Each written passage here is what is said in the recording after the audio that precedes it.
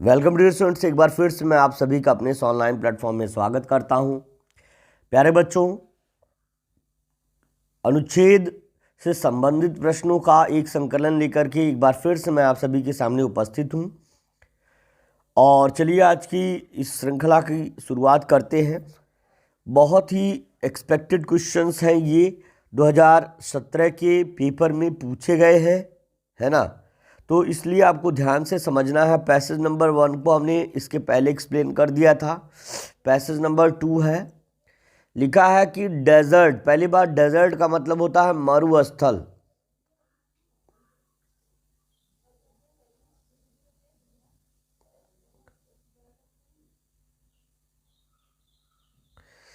मरुस्थल यानी मरुस्थल इज ए प्लेस वेयर, है ना, where there is sand all around. कह रहा है कि डेजर्ट इज ए प्लेस, मरुस्थल एक ऐसा स्थान है।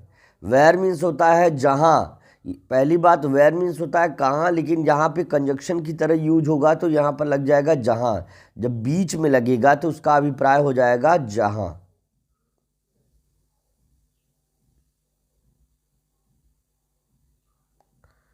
ठीक है, जहाँ हो जाएगा।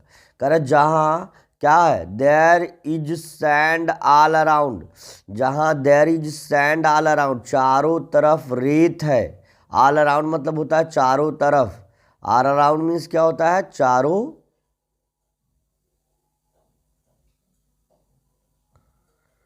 चारों तरफ होता है प्यारे बच्चों। तो इस चीज को भी नोट डाउन करते रहिए। कह रहा कि डेजर्ट इज अ प्लेस, कह रहा मरुस्थल एक ऐसा स्थान है, where there is sand all around, जहां पर चारों तरफ क्या है, रेत ही रेत है। कह रहा है it is hot and dry place. Hot means होता है गर्म, है ना, और ड्राई मीन्स होता है शुष्क। यह गर्म और, है ना, क्या है, गर्म और शुष्क। कैसा है, गर्म और शुष्क, गर्म और शुष्क, है ना। क्या प्लेस यानी स्थान है, यह गर्म और शुष्क स्थान है। ठीक है ना। उसके बाद क्या कह रहा है, ध्यान से सुनिएगा।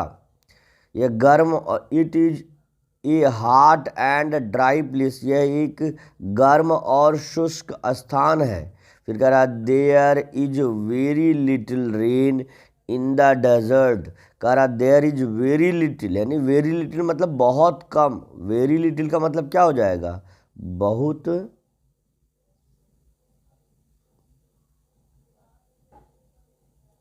कम, है ना। There is very little rain, rain यहाँ पे लिखा है छोटा सा RAIN। इसका अभिप्राय होता है वर्षा, बारिश से का अभिप्राय है वर्षा। कह रहा there is very little rain in desert, मरुस्थलों में बहुत कम वर्षा होती है। इसका अभिप्राय है कि मरुस्थलों में बहुत कम वर्षा होती है। उसके बाद क्या लिखा है, so very few trees grow there, इसीलिए, सो इसीलिए, सो का मतलब हो जाएगा इसलिए। इसलिए क्या है, इसलिए क्या है, वेरी फ्यू, फ्यू मतलब होता है कम, है ना, वेरी मतलब बहुत कम, ट्रीज ग्रो मतलब होता है उगना।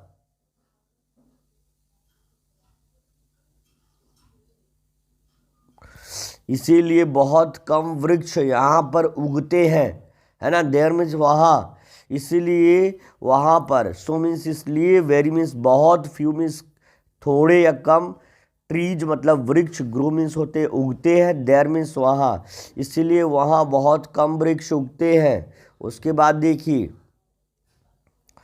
The only plant that grows in the desert are cactus, है ना, date palm and thorny bushes which do not need much water to grow.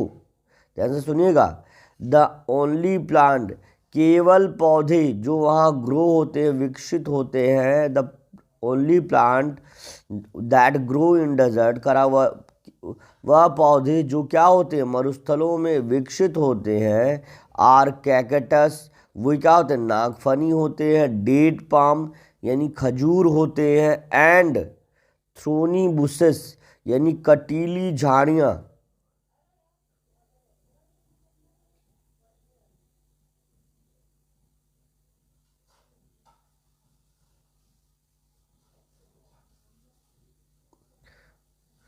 कटीली झाड़ियाँ, थ्रोनी बुसेस, इसकी मीनिंग हो जाएगी थ्रोनी बुसेस। कारा डेट पाम का मतलब हो जाएगा खजूर।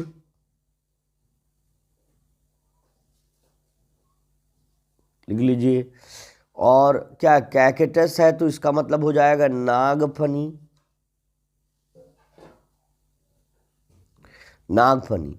तो कह रहा है कि केवल कौन से पौधे होते हैं, the only plant that grow in desert. कह रहा कि केवल वही पौधे जंगलों मरुस्थलों में उगते हैं, जैसे नागफनी, खजूर और कटीली झाड़ियाँ, विच do not need much water, जिन्हें ज़्यादा पानी की, मच मीन्स होता है ज़्यादा, है ना, नीड मीन्स होता है ज़रूरत, नीड मीन्स होता है ज़रूरत,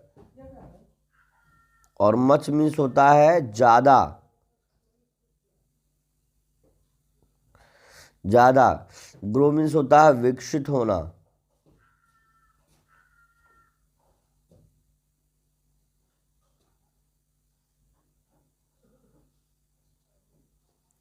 तो कह रहा है कि केवल वही पौधे जो है मरुस्थलों में उगते हैं, जैसे जिनमें क्या आता है, जिनमें आता है कैकेटस, जिनमें आता है नागफनी, जिसमें आता है खजूर, और जिसमें आता है थ्रोनी बुसेस यानी कटीली झाड़ियाँ, विच मतलब जिन्हें, डू नॉट नीड मतलब ज़रूरत नहीं होती है ना, मच वाटर टू ग्रो ज़्यादा पानी की, विकसित होने के लिए ज़्यादा पानी की ज़रूरत नहीं होती है।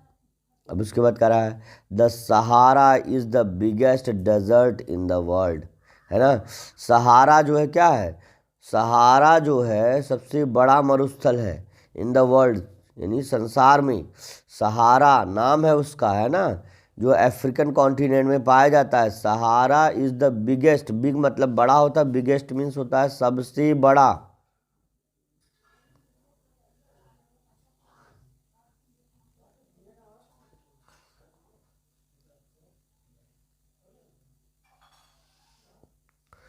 डेजर्ट मीन्स होता है मरुस्थल, इन द वर्ल्ड मतलब संसार में। कह रहा है कि सहारा संसार में सबसे बड़ा मरुस्थल है, या संसार का सबसे बड़ा मरुस्थल है। कह रहा है इट स्ट्रेचेज, ये फैला हुआ, इट स्ट्रेचेज का मतलब होता है फैला हुआ है,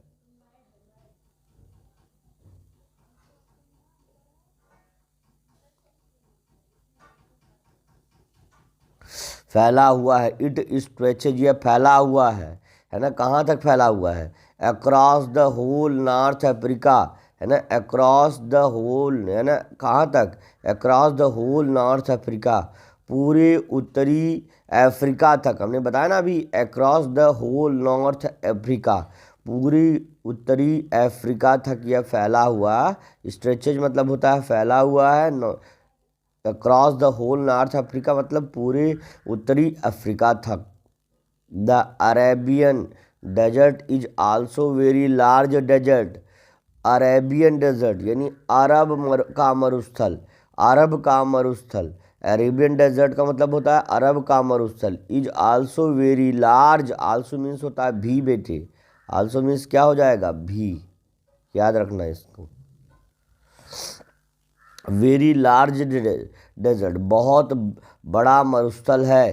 कह रहा अरब का मरुस्थल भी बहुत बड़ा मरुस्थल है, सऊदी अरेबिया वगैरह जो है उसमें आते हैं, अरब ओमान, ये सारे देश भी आ जाते हैं, कतर कुवैत, ये सारे देश आ जाते हैं, खाड़ी देश जितने भी हैं अरेबियन डेजर्ट में आ जाते हैं।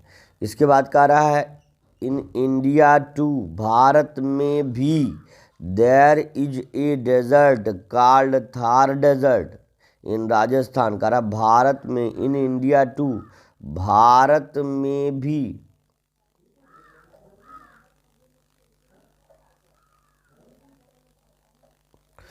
है ना, देयर इज ए डेजर्ट, एक मरुस्थल है जिसे थार डेजर्ट इन राजस्थान, राजस्थान में थार मरुस्थल कहते हैं। अब उसके बाद कह रहा है थार मरुस्थल कहते हैं। Life in a desert is tough, है ना।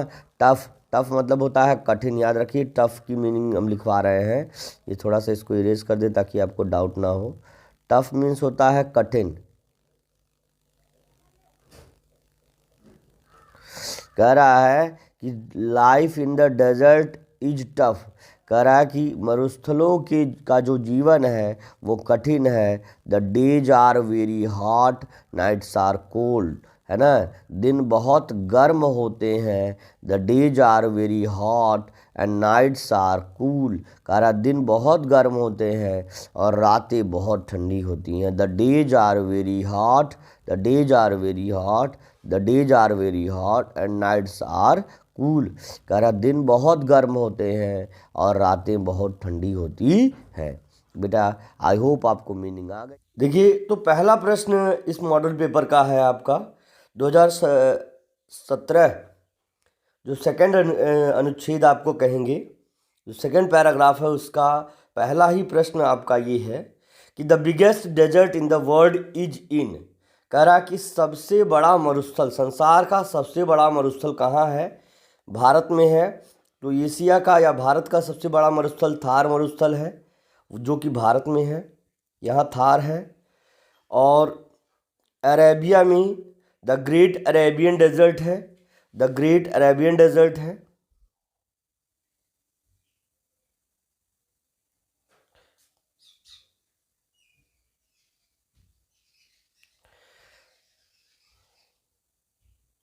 द ग्रेट अरेबियन डेजर्ट है अरेबिया में।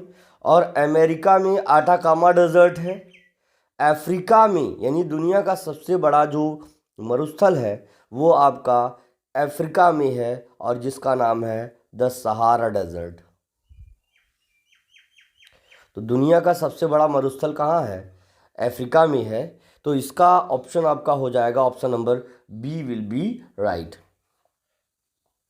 Option number B will be right, ठीक है ना।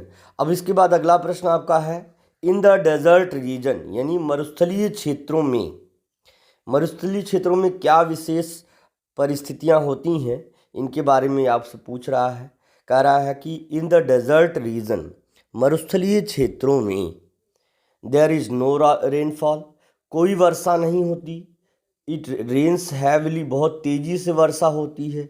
देयर इज एनफ रेन, पर्याप्त वर्षा होती है। देयर इज लिटिल रेन, है ना, देयर इज लिटिल रेन, बहुत कम अल्प वर्षा होती है। तो ऑप्शन नंबर 4 या आपका सही हो जाएगा। अल्प वृष्टि होती है, क्या होती है, अल्प वृष्टि, इसी को कहते हैं, थोड़ा शब्द भी जटिल होते हैं। अल्प वृष्टि, है ना, अल्प वृष्टि होती है। तो मरुस्थलों की सबसे बड़ी विशेषता है कि वहाँ वर्षा बहुत ही कम होती है, ना के बराबर होती, लेकिन एक हम ये नहीं कहेंगे कि एकदम भी नहीं होती है। तो अल्प वृष्टि होती है, बहुत कम वर्षा होती है ना। तो इसीलिए वो धीरे धीरे मरुस्थलों में बदल जाते हैं।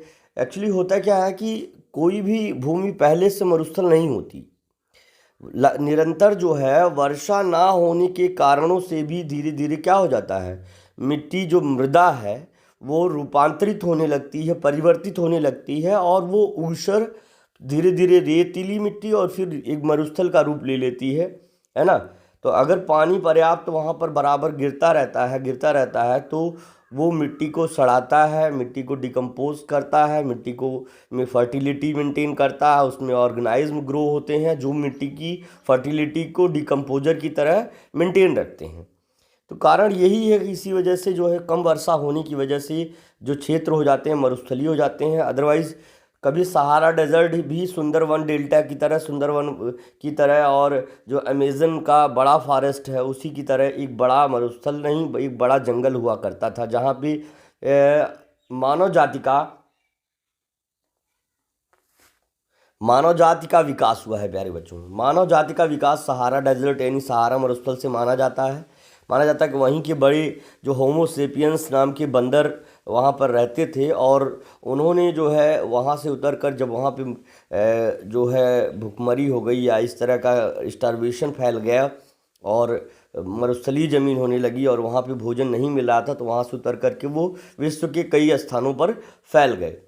तो जो हमारा ओरिजिन है, अगर हम ये बात करें तो जो मनुष्यों की ओरिजिन है वो आपकी क्या हो गई, आपका ये आपका सहारा मरुस्थल ही है, ठीक है ना। अब ये कह रहा है the climate in the desert, the question is the climate in the desert, मतलब मरुस्थलों की जो जलवायु है वो कैसी होती है, सुहावनी होती है।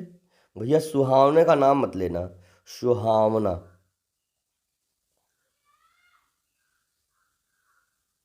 सुहावनी होती है। डिफ़िकल्ट, कंफर्टेबल मतलब आरामदायक होती है, एसी ओसी चलता रहता है। आरामदायक तो बिल्कुल रहना ही चाहिए, ठीक है ना। आरामदायक होती है, प्लेजेंट होती है। और कोल्ड ठंडी होती है, तो कोई आवश्यक नहीं ठंडी हो।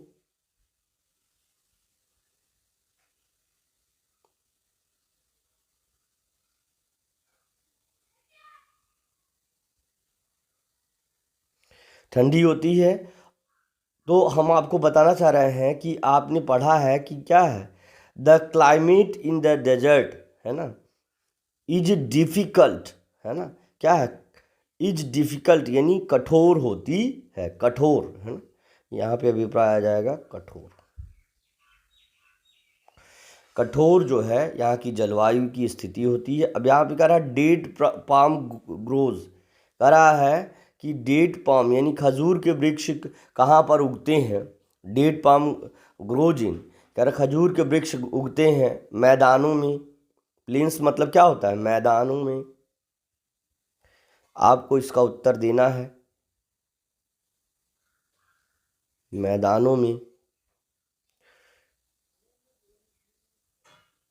हिली रीजन पहाड़ी क्षेत्रों में, स्नोई रीजन बर्फीले क्षेत्रों में, या डेजर्ट यानी मरुस्थलों में, है ना। तो option number 3 will be right dear students, desert will be your answer.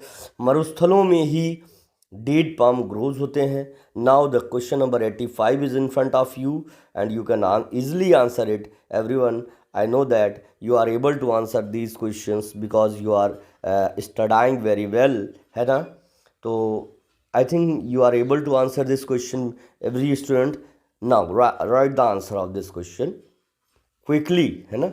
Very few trees grow in desert, कह रहा बहुत कम ही वृक्ष जो है मरुस्थलों में उगते हैं। Very few trees grows in desert मतलब बहुत कम ही वृक्ष जो मरुस्थलों में, मरुस्थलों में उगते हैं, क्योंकि most trees need water to grow, ज़्यादातर वृक्षों को पानी की ज़रूरत होती है वृद्धि करने के लिए। There is no sand all around, कोई रेत चारों ओर नहीं होती है। नाइट्स आर वेरी कोल्ड, रातें बहुत ठंडी होती हैं। There is no one can take care of trees, ऐसा नहीं है। क्या, most trees need water to grow. Everyone dear students, you all know that, you all know that कि क्या है, मोस्ट ट्री ज़्यादातर वृक्षों को नीड्स वाटर टू ग्रो, वृद्धि के लिए पानी की आवश्यकता होती है। That's why option number first will be right, है ना। Now we goes to the next paragraph. Okay, देखिए अनुच्छेद 3 है जिसको 65 कह सकते हैं। अब इसमें लिखा है कि अबाउट 305 ईयर्स एगो, यहाँ एगो होना चाहिए लेकिन नहीं लिखा है। कह रहा कि 305 वर्ष पूर्व, लगभग 300, अबाउट मतलब होता है के बारे में, लेकिन यहाँ पर हो जाएगा लगभग, लगभग। बहुत इंटरेस्टिंग कहानी है, ध्यान से सुनिएगा और इसके उत्तर देने में भी आपको अच्छा लगेगा और साथ में जो है आपको कहानी भी पता चलेगी। जो हमारा आगरे का ताजमहल है, हम उत्तर प्रदेश से हैं और भारत से हों या उत्तर प्रदेश से हों, भारत के लिए तो ताजमहल का एक विशेष महत्व है। खैर इस पर बहुत विवाद भी है, तो चलिए देखते हैं क्या करा है। अबाउट 305 ईयर्स एगो, यहाँ ओ रहेगा, इस चीज को जानिएगा, ओ फिर है ना। कह रहा कि अबाउट यानी लगभग 305 वर्ष पूर्व there lived in India an emperor called Shahjahan. कह रहा कि देयर लिव्ड यानी एक सम्राट रहता था। एम्परर मतलब होता है सम्राट। एक सम्राट रहता था कॉल्ड शाहजहां, जिसे शाहजहां कहते हैं। उसके बाद उसने क्या किया? He had a beautiful and intelligent wife. कह रहा उसके पास एक सुंदर, सुंदर तो थी ही,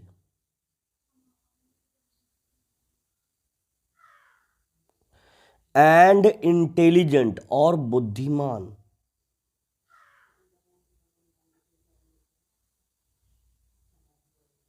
बुद्धिमान पत्नी थी, है ना।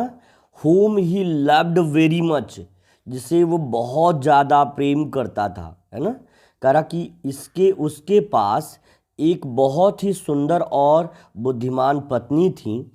हु हुम टू हुम यानी जिन्हें, ही लव्ड वेरी मच उसने बहुत ज़्यादा, मतलब जिसे वो बहुत ज़्यादा प्रेम करता था। Her name was Mumtaz Mahal. उनका नाम क्या था प्यारे बच्चों? मुमताज महल। उनका नाम था मुमताज महल। उनका नाम था मुमताज महल, यानी उनका नाम मुमताज महल था। उसके बाद कह रहा है इट शॉर्टेंड फॉर्म ताजमहल। कह रहा है इसका संक्षिप्त, है ना, रूप है। फॉर्म मतलब क्या होता है? रूप।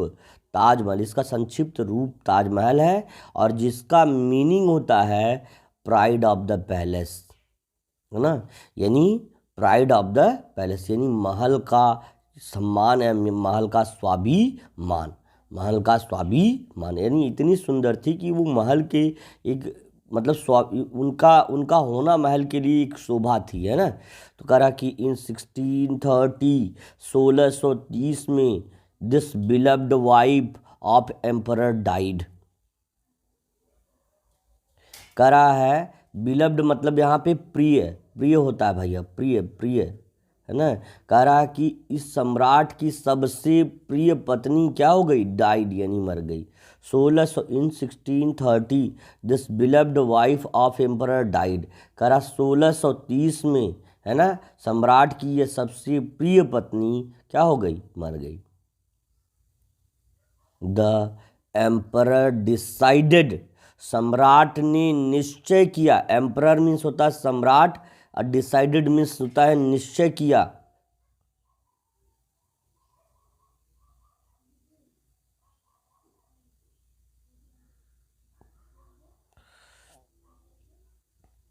सम्राट ने निश्चय किया।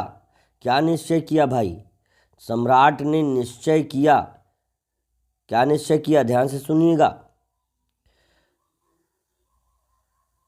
Out of love for his wife the to build her the most beautiful tomb that he had never been seen. कह रहा out of love for his wife, अपनी पत्नी के प्रति प्रेम को ज्ञापित करने के लिए, दिखाने के लिए, टू बिल्ड निर्माण करने का, बिल्ड मतलब होता है निर्माण करना,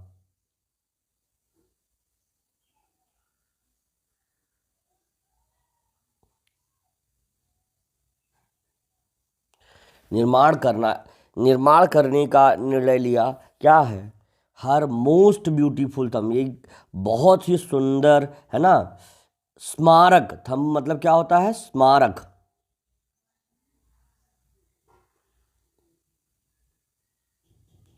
बहुत ही सुंदर जो है उसके नाम पर एक बहुत सुंदर स्मारक बनाने का उसने क्या किया? निश्चय किया। फिर क्या किया? शाहजहां गैदर्ड बेस्ट आर्टिस्ट, है ना। कह रहा कि शाहजहां ने बेस्ट मतलब सबसे अच्छे, आर्टिस्ट मतलब होता है कलाकारों को, कलाकारों को, और किसको भैया? आर्किटेक्ट, है ना, और आर्किटेक्चर वालों को, यानी जो सिविल इंजीनियर्स होते हैं, आर्किटेक्ट, है ना, को क्या किया? आमंत्रित किया, इकट्ठा किया, है ना। कहाँ से? फ्रॉम इंडिया, भारत से, भारत में था ही तो कहाँ से इकट्ठा करेगा? तुर्की से, पर्सिया और अरेबिया से। टू डिज़ाइन द बिल्डिंग, यानी इमारत को क्या करने के लिए? डिज़ाइन करने के लिए, है ना, इमारत को डिज़ाइन करने के लिए, इमारत की संरचना बनाने के लिए। It took more than 2000 man, इसमें सॉरी 2000 गलत है, 20,000 करें। It took more than 20,000 man working over 1800 years to build the Taj Mahal, करा कि 20,000 लोगों से ज़्यादा लोग लगे। और क्या है? वर्किंग ओवर 1800, और 18 वर्षों तक कार्य चला to build the Taj Mahal, Taj Mahal बनाने के लिए। परहैप्स, यद्यपि the most beautiful building of India, और यद्यपि यह भारत की सबसे ज़्यादा खूबसूरत इमारत। लिखा है कि पहला प्रश्न ही है, करा which of the following is the work of an architect, करा एक आर्किटेक्ट का काम क्या है, निम्नलिखित में से कौन सा क्या काम है? टू एडवाइज द किंग, करा प्राइम मिनिस्टर का काम होता है, प्रधानमंत्री का काम होता है क्या करना? टू एडवाइज द किंग, यानी राजा को सलाह देना। टू बिल्ड द पैलेस, कारीगरों का काम होता है, मेसन्स का काम होता है। मेसन जो होते हैं वो क्या करते हैं? टू बिल्ड द पैलेस, यानी महल का निर्माण करते हैं। To supervise cooking of meals, करा कि खाने की देख रेख कौन करते हैं? शेफ करते हैं। लेकिन अगर हम बात करें टू डिज़ाइन ए बिल्डिंग, एक बिल्डिंग की संरचना बनाने का कार्य एक आर्किटेक्ट करता है ना। तो ये बिल्डिंग की यानी इमारत की संरचना का जो है डिज़ाइन देता है, ठीक है ना। चलिए अगला प्रश्न देखते हैं। पीपुल कंसीडर ताजमहल एज, करा कि लोग ताजमहल को समझते हैं ए लार्ज रिवर, गलत जवाब, एक बड़ी नदी तो नहीं है ये। द मोस्ट ए वेरी टाल बिल्डिंग, एक बहुत ऊंची इमारत, कुतुब मीनार भी नहीं है ये, ऊंची इमारत से मतलब नहीं है। A memory of N emperor, करा कि एक सम्राट की स्मृति के रूप में the most beautiful building in India.